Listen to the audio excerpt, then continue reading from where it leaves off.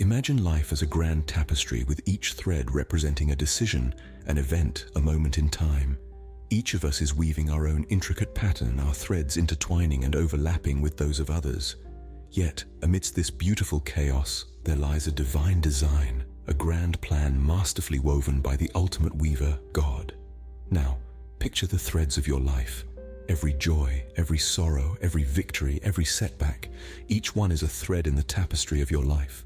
And according to the book of Jeremiah, chapter 29, verse 11, God declares, "For I know the plans I have for you, plans to prosper you and not to harm you, plans to give you hope and a future." These words suggest that each thread, each moment of our lives is part of God's grand design. But what does it mean that God has a plan for us? And how do we know what it is? God's plan isn't a roadmap, but a compass pointing us towards love, joy, and purpose.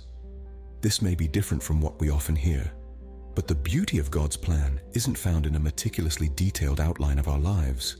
No, it's much more profound than that. You see, God's plan isn't about specific outcomes or material success.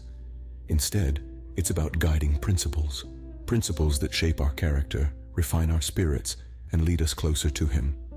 It's about the journey, not the destination. Consider Romans chapter 8, verse 28, where it is written, "And we know that in all things God works for the good of those who love Him, who have been called according to His purpose." This verse reminds us that God's plan is about our spiritual growth and transformation, not necessarily worldly achievements. So, if God's plan isn't a detailed itinerary, how do we follow it? Following God's plan means aligning ourselves with His values and trusting in His guidance. So, let's delve into what this actually means.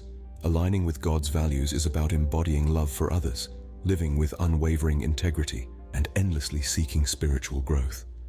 It's about reflecting His heart in our actions and attitudes, making love, kindness, and compassion our guiding principles. But alignment is just one part of the equation. Trust plays a significant role too. As Proverbs 3:5-6 encourages us, "Trust in the Lord with all your heart and lean not on your own understanding. In all your ways submit to Him, and He will make your paths straight."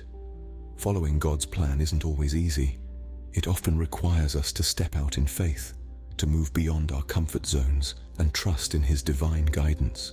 Remember, God's plan is less about where we end up and more about who we become along the way.